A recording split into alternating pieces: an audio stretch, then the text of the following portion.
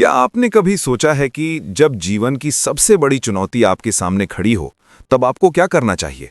भागना या डटकर सामना करना? महाभारत के युद्ध में जब दोनों सेनाएं आमने सामने खड़ी थी, तब एक ऐसा संवाद हुआ जिसने हमें जीवन की सबसे बड़ी रणनीति सिखाई। आज हम गीता के दूसरे श्लोक से वही रहस्य जानेंगे जो आपकी सोच बदल सकता है। जब भी जीवन में डर, असमंजस या प्रतिस्पर्धा सामने आती है, तो इंसान का असली चरित्र बाहर आता है। गीता का ये श्लोक हमें वही सिखाता है। परिस्थितियां कैसी भी हों, प्रतिक्रिया कैसी होनी चाहिए। नमस्कार दोस्तों, आज हम बात करने वाले हैं श्रीमद् भगवद गीता के दूसरे श्लोक की। संजय उवाच दृष्ट्वा तु पांडवानिकं व्यूढ़ं दुर्योधनस्तदा आचार्यमुपसंगम्य राजा वचनम अब्रवीत। इस श्लोक में बताया गया है कि दुर्योधन ने अपनी सेना और पांडवों की सेना को देखकर अपने गुरु द्रोणाचार्य के पास जाकर बात की। परिस्थिति क्या थी? महाभारत का युद्ध शुरू होने वाला था। दोनों सेनाएं आमने सामने खड़ी थी, शंख बज चुके थे, हर योद्धा तैयार था। लेकिन दुर्योधन ने क्या किया? वो सीधे अपने गुरु के पास गया, क्योंकि जब चुनौती सामने होती है तो इंसान को अपने मार्गदर्शक की जरूरत पड़ती है। जीवन की सीख नंबर 1, चुनौती को पहचानो। दुर्योधन ने पहले सामने की ताकत को देखा, उसने दुश्मन की शक्ति को कम नहीं आंका। आज हम क्या करते हैं?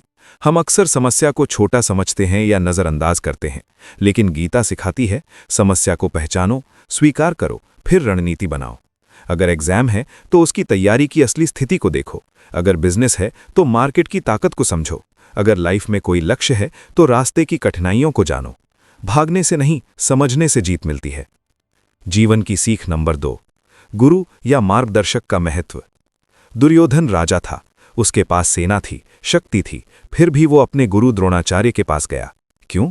क्योंकि अनुभव हमेशा ताकत से बड़ा होता है। आज के समय में गुरु का मतलब है आपके माता पिता, आपके टीचर, आपका मेंटोर या वो किताब जो आपको दिशा देती है। जब भी जीवन में बड़ा फैसला लेना हो, अकेले मत लड़ो, मार्गदर्शन लो। जीवन की सीख नंबर 3, आत्मविश्वास और रणनीति। दुर्योधन ने अपने गुरु से बात करते हुए अपनी सेना की ताकत गिनवाई। उसने बताया कि उसकी सेना कितनी विशाल है। ये क्या दर्शाता है? वो अपने सैनिकों का मनोबल बढ़ाना चाहता था। आज अगर आप टीम लीडर हो या परिवार के बड़े हो, तो आपकी जिम्मेदारी है कि आप अपनी टीम का आत्मविश्वास बढ़ाओ। मोटिवेशन का मतलब सिर्फ खुद को मजबूत करना नहीं, बल्कि अपने आसपास के लोगों को भी मजबूत बनाना है। चुनौती से मत डरिए। महाभारत का युद्ध सिर्फ 2 सेनाओं का युद्ध नहीं था, ये धर्म और अधर्म की लड़ाई थी।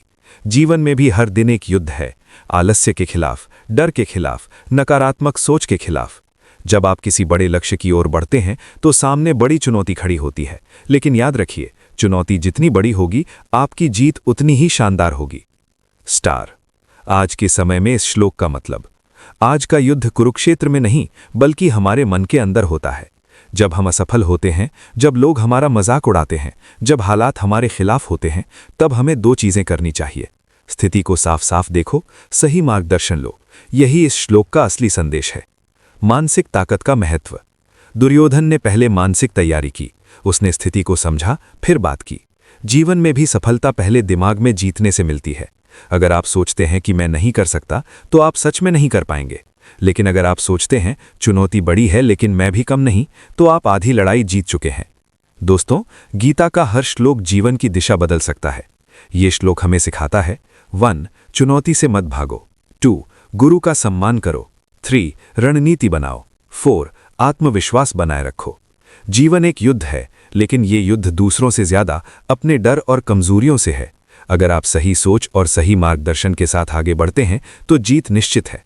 अगर आपको ये वीडियो पसंद आया हो तो लाइक करें, शेयर करें और चैनल को सब्सक्राइब जरूर करें।